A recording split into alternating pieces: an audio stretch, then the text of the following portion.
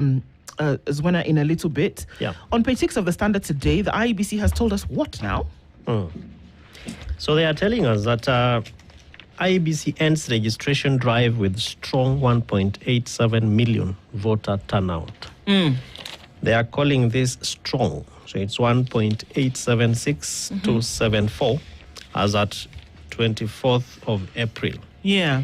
I remember Andu has settled that their expectation was shy of 2.5, was basically 2.5 million for this part of the enhanced voter registration process, which begs the question, where are their numbers?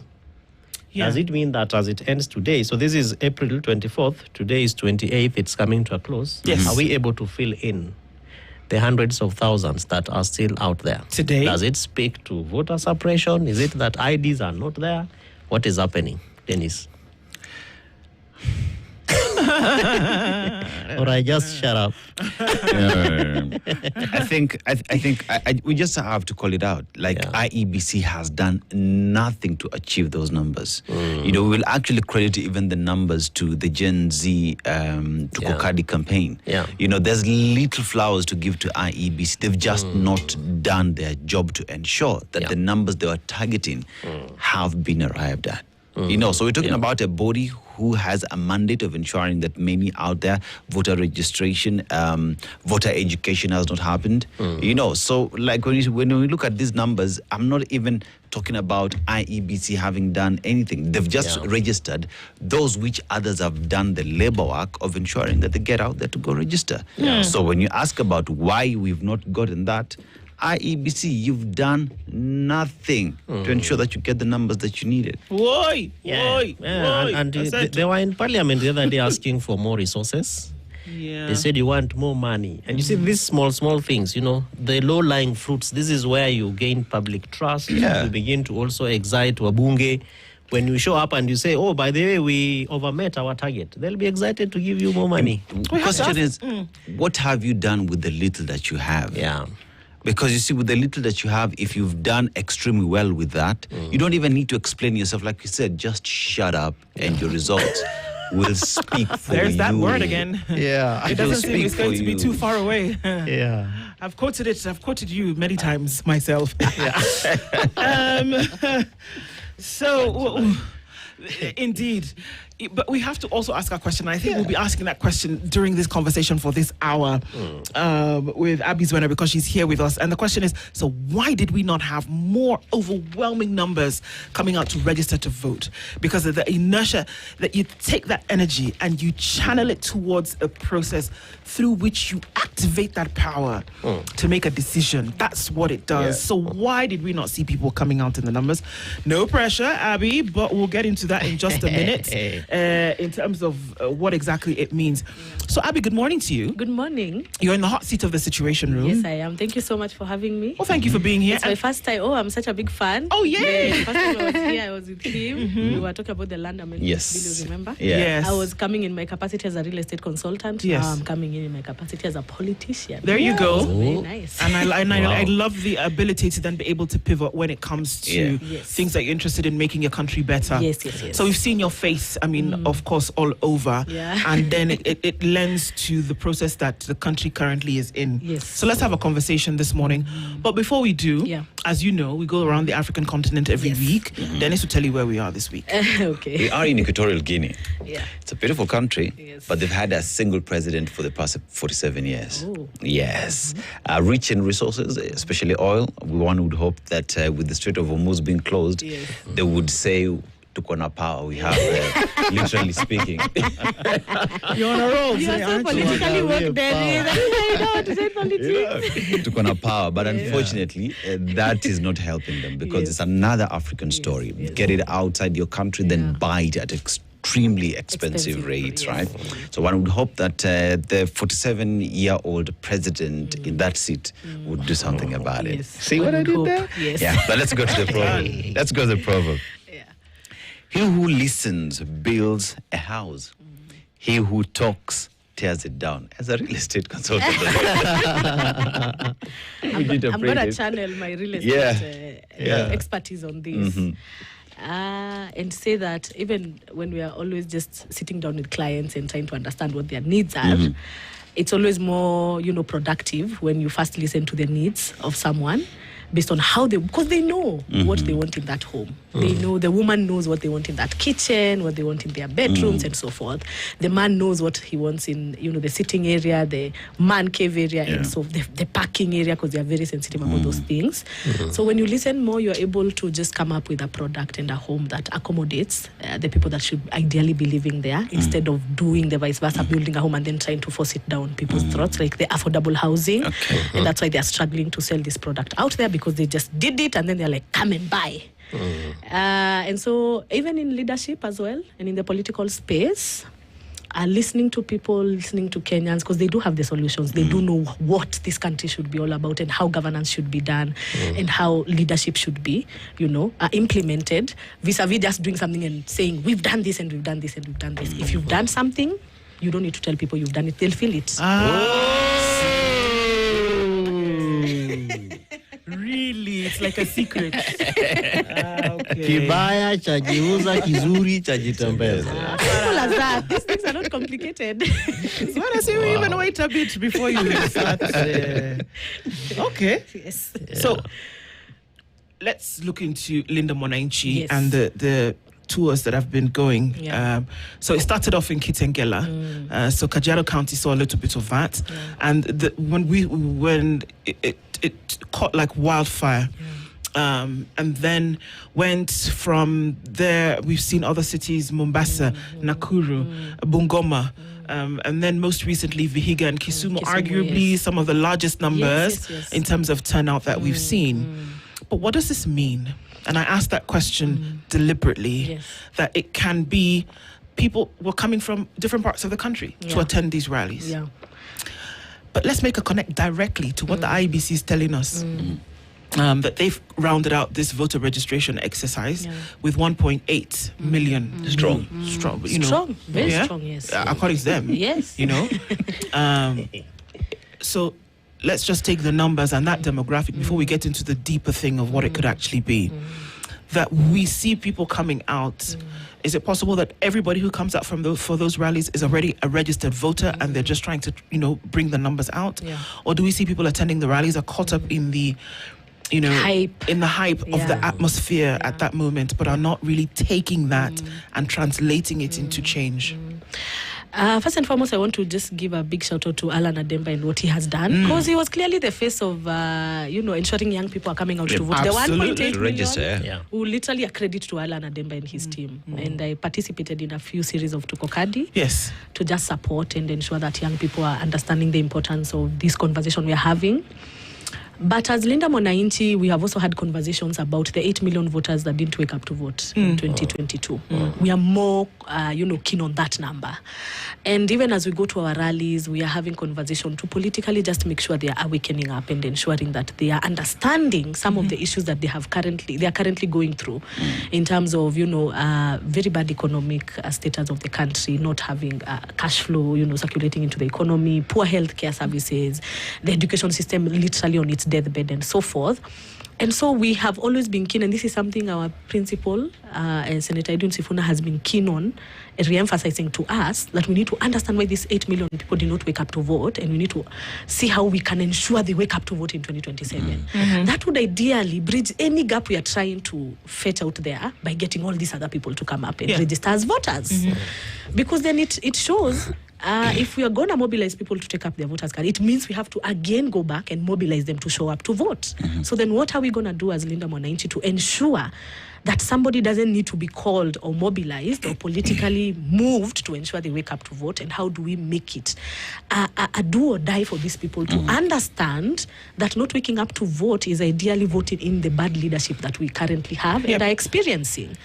And so for us, even over and above having supported and ensuring that we participated in the conversation of bringing and ensuring young people are understanding they need to take up their voters card, we're also very key on the people that didn't wake up to vote. And understanding how we ensure in 2027 we don't have that big margin of people simply just deciding this doesn't bother me and I won't wake up to vote. So is it a determinant factor then to say that, okay, so we're not seeing And I don't know, we're going to have another go at it in terms of registration for voters? Yes, we will. It's continuous, right? So there's still an opportunity. Yes. Do you think that that's where the drive should be now? Yes. That yes, come for the rallies. Again, in Raila Odinga's bedroom, in Kisumu last weekend, I mean, we talk about the sports, right? Yeah. We're talking about Kibra Langata in Nairobi, but if we're going to look at the country as a whole, it was proven at the coast in Mombasa, and then I mean, resoundingly proven in Western, if we're going to look at Bungoma and Vihiga, and then now look at Kisumu. I mean, come on. Yes. Even if you were blind in the dark and under the covers, it will be clear that there's something cooking here. Yes. So is it determinant to say that because of the numbers that you've seen, and it's not people locked in you know, in a day of where the emotions are high and people are feeling, but that it is clear that the winds of change are blowing and people have caught on to it. Is it a determining factor what we saw last weekend? Yes, it is. Okay. And I want to say this. I feel 1.8 million was quite a good number for 1 month.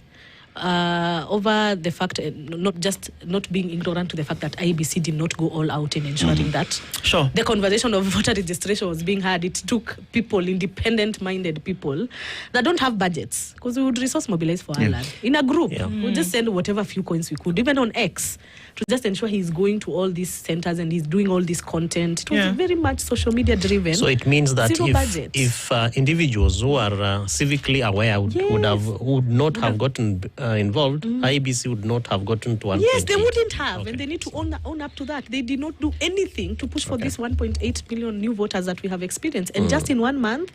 I think that is a very big number coming from a team that didn't have a budget, a team that is just doing this on social media and so forth. Back to your question. I'm happy that the Linda Mwananchi team did not come and try to take over the Tukokadi initiative by Alan Ademba. They allowed him to thrive and push for his numbers. I think the next stage that we are going to, politicians are going to be very involved, because they also have to go out there and look for these numbers. Yes. And it's also for us, as Linda Mwananchi, it's very important that young people understand they need to take up their voters card, and for us to understand how many people have taken up their IDs, how many people then have registered amongst this 1.8 million, and how many are still pending, and how do we get them to take up their voters card, and why, and what reason are we giving them? We are happy that our rally, 80% of the people who attend our rallies are young people. And you can see even in our videos, they are always showing up their cards. We've been intentional to ensure, even we are pushing those conversations in our rally. You'll see Babu, we know Edwin Sifuna say, Mukona kadi. Anybody who shows up their kadi, they're like, Kujapa, take something. A tip. I know, a tip, just to show you this is the conversations that we are gearing up to. But we couldn't have gone all out in the same space when Alan Ademba was doing this, because we also understand the feeling of, hijacking somebody's movement. We are young people being led by young leaders. We understand the frustration of people coming up and taking up your idea and running away with it, and doing it in ways that do not align with the young people's vision, because Alan Ademba has been very clear he did not want politicians to jump onto this. No, he didn't. He didn't. And so it would have been very unfair for us to just have, and we could have done it, called him on the table and say, we want to do this, we are going to do this. Other politicians did it, we saw it, we saw how he reacted to it, and so we needed to just let him do his thing. But the next phase of voter registration, everybody's going to be on board, including us as Linda Mwananchi, to ensure where are we getting these numbers. Are our young people who are attending rallies understanding they need to be registered voters, so that we go to the next phase of kuchukua kura, after kuchukua kura ni kupiga kura na kulinda. Kulinda hapo kwanza, hapo ni tutaelezea hiyo maneno. Because even our key message ni kulinda mwananchi. Utalinda aje mwananchi kama huna kura, kama utokelezei kupiga kura, na kama hutakaa kwa polling station kuhakikisha kura haijaibiwa. Because those are the other conversations that we will need to have. And if there are people that are going to guard these votes, it's young people. We have the phones, the power banks. We don't sleep. Sino watoto nananga sherehe the whole day, tunaingia sherehe ingine. So we have to understand how to do a whole polling station sherehe campaign, so that young people don't leave polling stations, and we can demystify these fears of ati ataiba kura. Kitu kama hiyo, who is stealing where? Which votes are they stealing? They don't have them. We've been moving around the country. We know. We can feel what the ground is saying, and it's purely this government needs to go. Abby, if you allow me just to pick up there before Dennis comes in. Yes. When you say Linda Kura, and you say the guidelines by IEBC are that you vote and you go home, unless you are accredited to sit there as either an observer, a media, or an agent of a political party, or you have something. So you're basically accredited to be there. And we have seen, for instance, the digital engagement of young people from June 2024 running all the way to what you're talking about now in terms of, exciting this vote and ensuring that that young people are out there. The question that that begs from what you have said is, how then do we Linda this vote when we are not expected to be there?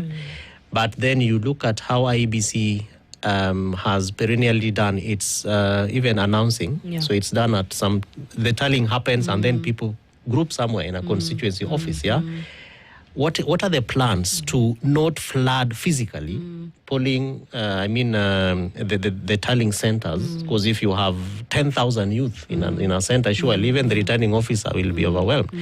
But are there plans to do it differently? And how can we achieve that? I'm going to say this. Following the by-elections that we've experienced, the IEBC has not been fair in ensuring that people vote and go back. Actually, we saw polling stations being attacked, even torched, and then funny results were being presented, like the Mbeere North by-election. And so what has the IEBC then proven to Kenya, and especially young people? We are at a space where we cannot guarantee a free, fair, verifiable election. Transparent and transparent processes of this election. And if there's one thing that the young people are saying, is that in 2027 you cannot mess with this election. It's as emotional as it can get.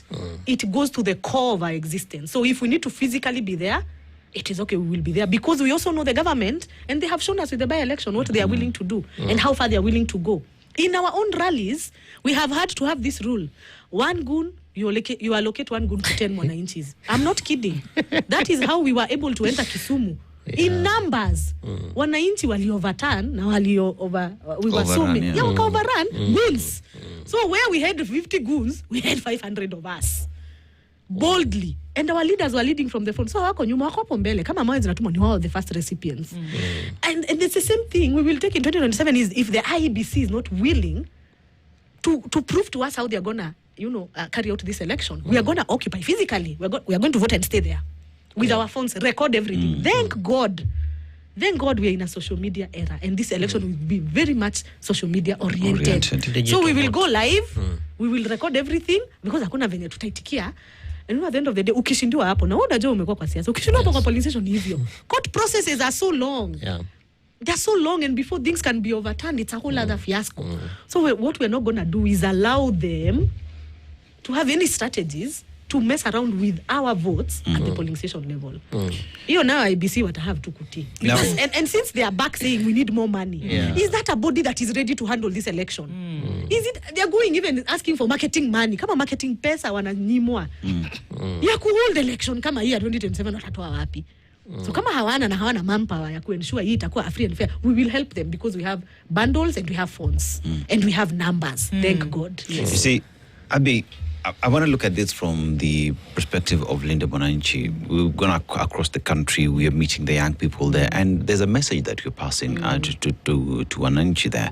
Ikifika day of election, we're here to ensure that you not only show up to vote, the 8 million who did not show up, that most of you who are also not registered, get out there and register. We vote and protect the election, right? And we also read these at a time when we're just from by-elections, and we've seen the performance of IEBC. From Linda Mwananchi, is IEBC a body that can be trusted to deliver the elections of 2027? From my own perspective, no. It cannot deliver. I know our principals are planning to have conversation with the IEBC to try and streamline some of our issues and concerns that we have. But from a young person perspective, I do not trust this body to deliver this election. And so it is very important for us as young people to conspire and see how they deliver it by fire, by thunder, and ensure that none of our votes are going to go to waste. None of all this mobilization and civic education we're having with the young people is going to go to waste. This is the last chance this IEBC have to prove to these young people that democracy can prevail. So it's a do or die for us. If we lose this election to a few of their discrepancies and a few of their inefficiencies, we are done. Young people will never mobilize again. And especially after what happened in June 25th. They have been very clear that they want this government to go home. If we cannot prove we can get this government out, and they show up in numbers and vote for their preferred presidential candidate, who, by the way, Linda Mwananchi, we are going to have a presidential candidate. You say that? Yes, now. we are going to have it. Okay. And so we've been saying it, only that, Okay, so are we seeing an Edwin Sifuna presidency? Oh, that man must go for presidency. Really? I say that boldly. Does he know that? Because he knows that. Mm-hmm. And I think Kisumu reaffirmed that to him. It was very important for him to go and hear it from the people of Baba, who is a father and as a political figure that mentored him. Every stop we were going, people were telling him, who told you? Pointing at him, directly telling him, we see you. It is you, Edwin Sifuna, no one else. Who told you will not have a presidential? There was such organic chants. I was pausing and just looking at it and I couldn't believe it. Yeah. And this coming from the, backyard of Baba, a space where, if you were to listen to all these leaders from Luo Nyanza, they were specifically just telling Edwin Sifuna, no, you're not wanted. And there was this intentional push to separate the Luo and the Luo community, but having such a reception for Edwin Sifuna in Kisumu, having such a reception for Babu Owino, a man who had been told you cannot step ground where you were born and raised. Who told you? Who told you? Who told you that we will not have a presidential candidate? Linda Mwananchi is going to have a presidential candidate. Is Linda Mwananchi a political party, or is it going to form a political party? It's a movement. And inside that movement, we have leaders from all political parties. We have Wiper leaders, even elected members of parliament from Wiper. We have ODM elected members of parliament. We have Jubilee representatives there. We have young people like myself that do not belong to any party. I specifically resigned from Jubilee party so that I can be able to support leaders that align with my beliefs and align with the ideologies I align with, so that I am not caged within a party structure. Yeah. And the majority of our supporters are actually not ODM members. They are young people who have politically woken up and want to align and have found a home in Linda Mwananchi. And so this is a movement that is gearing up and preparing and mobilizing all members and people and Kenyans and young people that understand they need to liberate this country from the current regime that has continuously oppressed us and have shown us they do not have any agenda for Kenyans at the table. So it's a culmination of very many political parties, including new parties that are coming up, like the People Renaissance Party, which has been championed by one of the principals who sits at the Linda Mwananchi team, and so forth. Yes. Okay, so it's interesting that you say that. I would like to just take a break, and then we come back and look at some of these issues, because it seems that there is an understanding across board of what people are actually doing. Yes. Are we saying that people have it clear in their mind that what they want to do today is to ensure that a different leader comes into place? And if that is the case, is the goal to bring in other leadership? So let's look at that. Abby Zwena is our guest this morning from the Linda Mwananchi team. We're having a conversation about then, okay, after the rallies, then what next? Or is a co-current situation? We'll talk. We'll be back after this. This is the Situation Room, the only way to start your day. Our bodies get serums and washes, but underarms only get deodorant. That's why our new breakthrough formula has pure hyaluron and vitamin C to deeply care for your underarms for soft and even skin tone in 2 weeks. With 72-hour sweat and odor protection, try the new Nivea Derma Control range, because your underarms deserve more. Nivea is for skin. Kila alfajiri hubeba ahadi ya mwanzo mpya. Ni wakati wa kuamka tofauti. Ni wakati wa kusikia zaidi.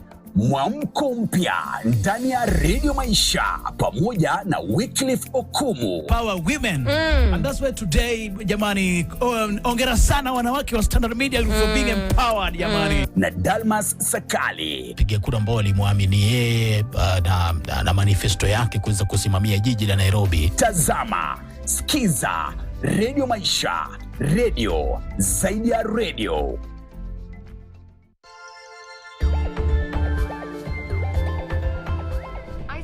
Want to be the heiress. As if I have a chance. Before I get considered, you'll be there to block it.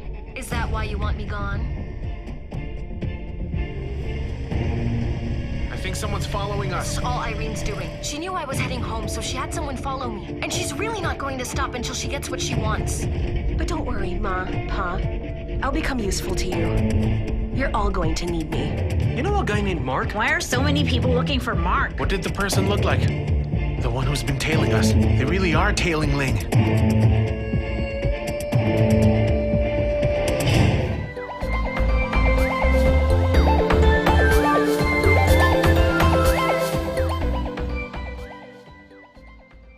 This is the Situation Room, the only way to start your day. People know what it is that they want. The call has been for the longest time, well, don't tell us what you don't want, but tell us what it is that you do want so that we know where the country's going. And so do the folks who are, we're saying, bringing new leadership, is everybody on the same mind, aware of what's going on? Yes, and in all our rallies before we do, we have a lot of aspirants that, have gravitated and are part of the Linda Mwananchi team. And most of them, 80% of them, are young people, fresh blood, coming to this for the first time. Some have historical, background and have interacted politically and so forth. And our principals are always asking us, because you're telling us to go for these seats. Who's going to occupy these other seats? Are you putting yourself up to be elected, and are you organizing yourself politically for you to actually take up these seats? Because when we leave, we are going to leave a vacuum in Senate, in Bunge, and so forth, because we have very many leaders upscaling, going for governor seats, going for senator seats, and so who is going to occupy these other seats? And so these are conversations that we are having with our Linda Mwananchi Aspirants Forum. They're always having meetings at least once in 2 weeks to organize, identify themselves, plan how they're going to support each other. They even have their own separate activities. Maybe some may not have reached in the mainstream media, but they do. When we were having the Tukokadi, campaign for 1 month, our aspirants from the Linda Mwananchi were having theirs. In Westlands, we had Alex Matere. In Dagoretti North, we had Mokaya, and so forth. And we are even getting into spaces where we're having 2 or 3 aspirants going for the same seats. And so our conversations are being had. So these are within the movement, but they still belong to different political parties. Yes. So, for example, we're not saying that ODM has been left by Edwin Sifuna and others. So you can be a member of a political party, but you're still a member of the movement because there is something, that like-mindedness that everybody then is sharing. Yes. And the beauty about being part of the Linda Mwananchi, this is actually the only movement I feel that accommodates young people on the table. And I know we've had all these comments that women are not part of it, but I attend this meeting with these principles. I sit in some of these meetings to give strategies, matters, communication, and PR, content creation, because our movement is very well driven on social media. That is our turf. That is our ground. The information war we have ensured we have captured, because at the end of the day, there's nothing the team from the government side can actually debate us on. Matters ideologies, they can't win. Matters of what they have delivered, they don't have anything they can show on the table. The only thing that they can organize against us is goons. And at least that we even now have a strategy. 1 goon, 10 people.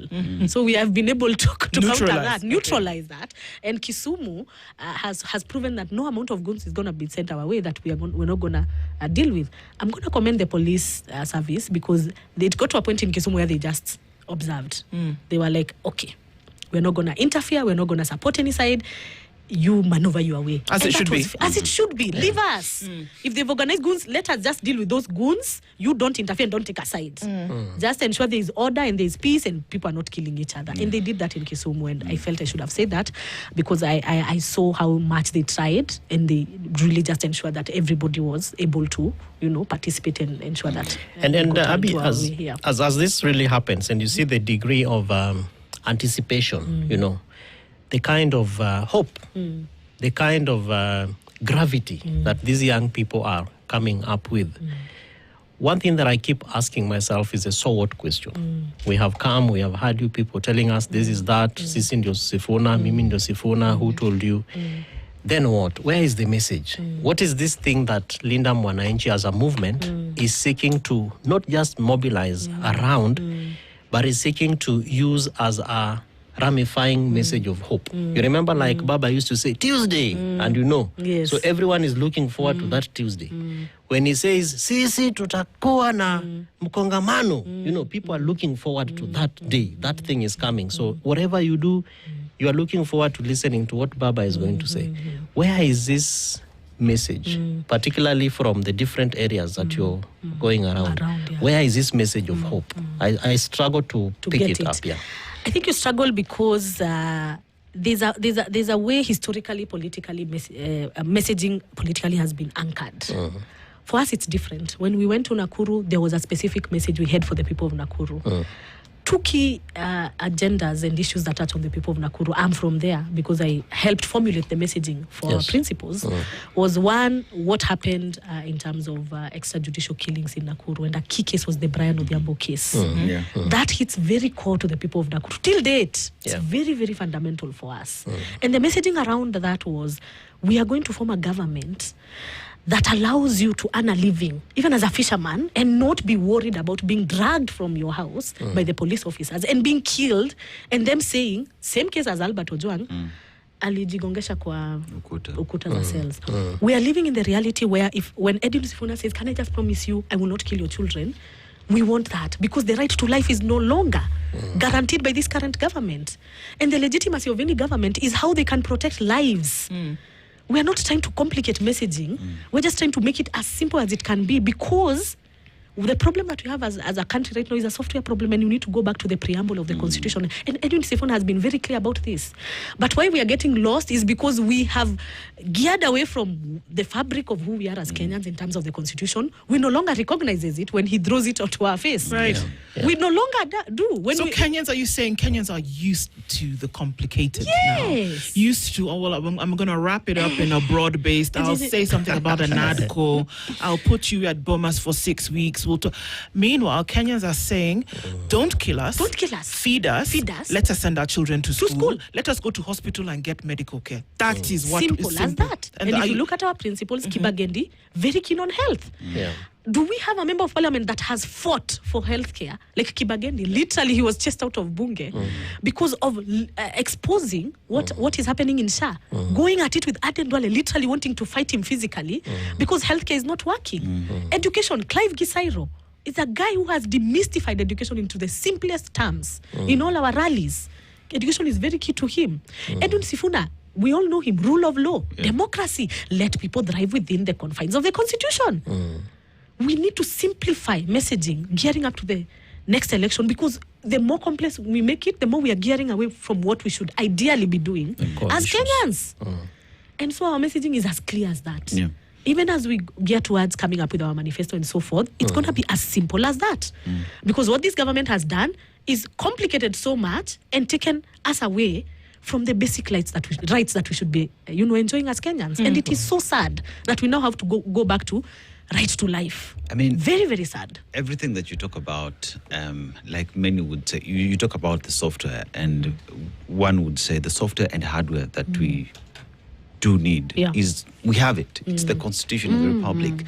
Because many say, rather, the fact is, we find ourselves where we are today as a country because we've chosen to look the other way, not to go back and look at what the Constitution is saying, Because here we're talking about if we are to borrow debt, right? It's for what, and what's the process of us getting that debt, and to do what? It is well stipulated in the Constitution on what that ought to do.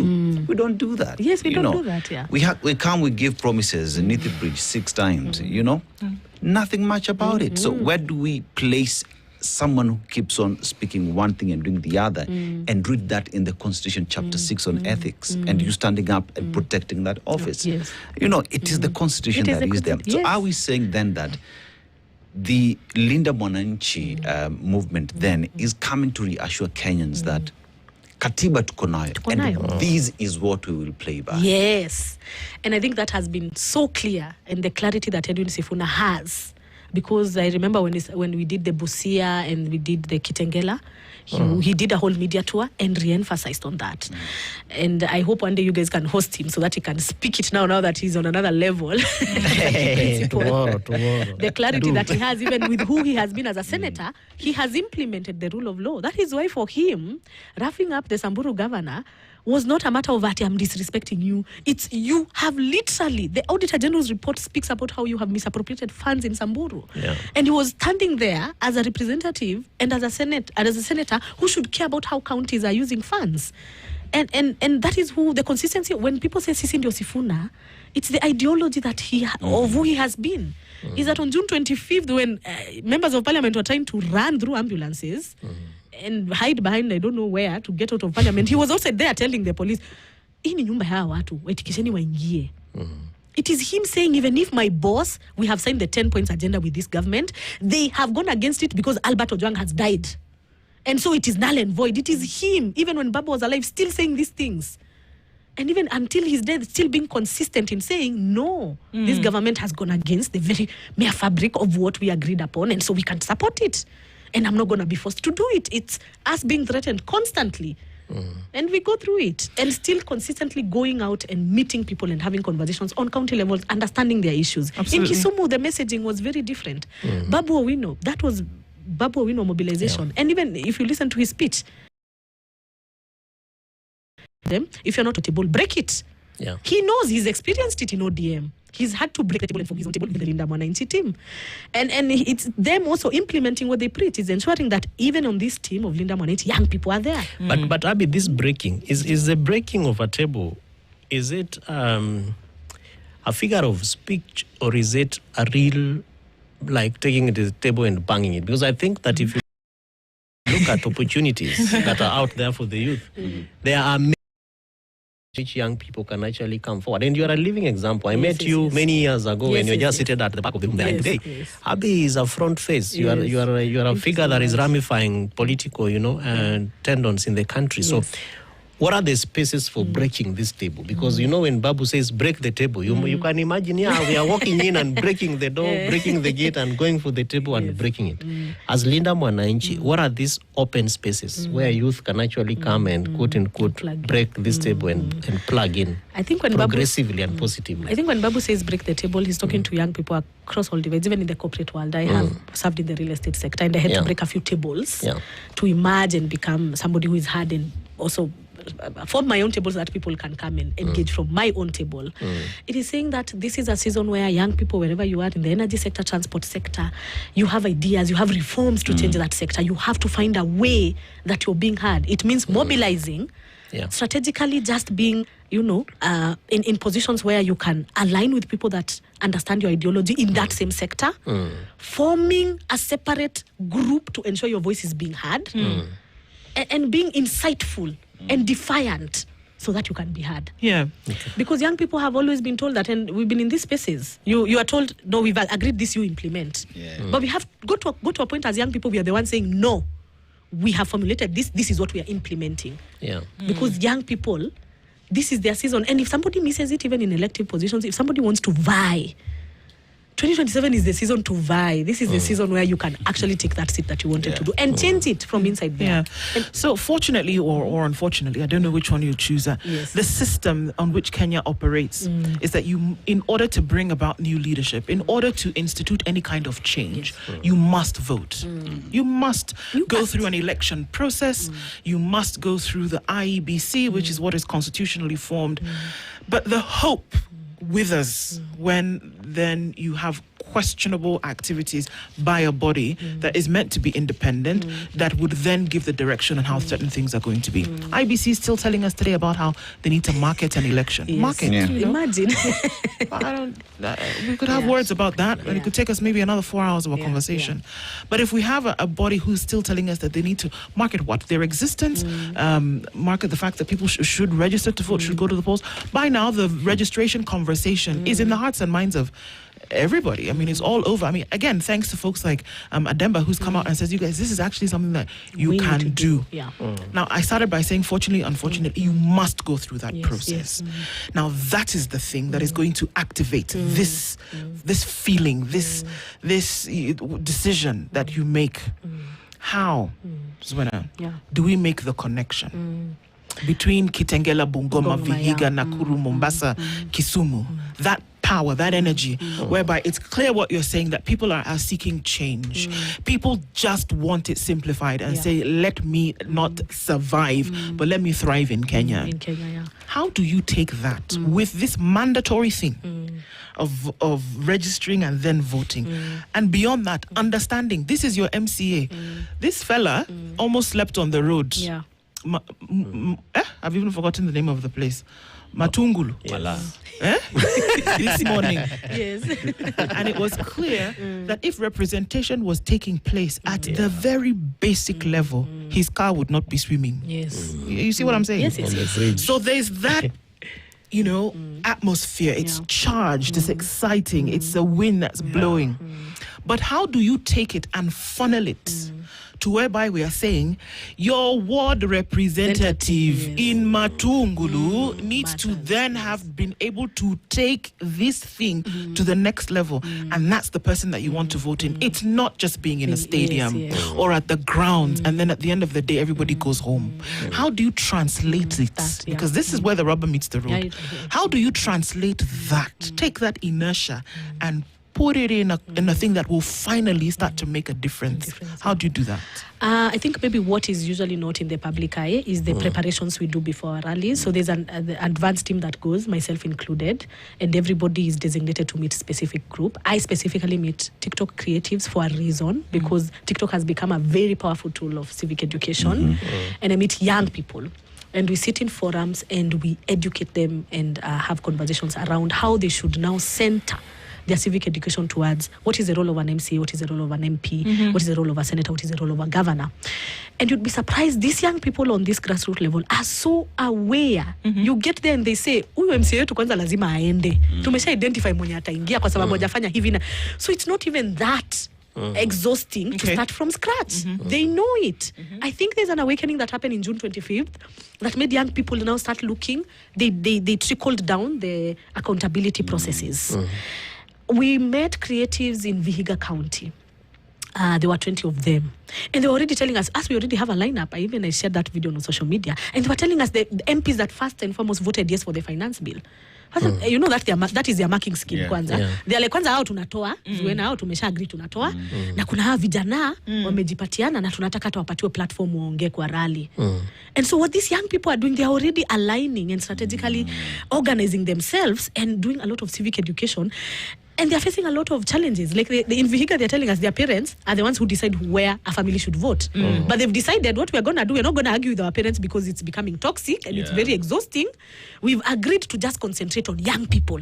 We'll ensure as many young people as we can in Vihiga understand who we need to vote for on MP seats, MP and so forth, and how we need to do it. And ikikuwa mbaya, tuta make sure tu wazazi wetu hata show up kuvote. It is as serious as that. But I have heard it from the ground itself. Wow. And so having these meetings prior to our rallies, because if we're having a rally on Saturday, on Sunday, there's a team already on the ground on Tuesday. And we incorporate civil society as well. Like in Nakuru, I worked with tribeless youth by a lady called Shiko Keheka. I was there 4 days before having conversations with them because they participated a lot in the June 25th Maandamano.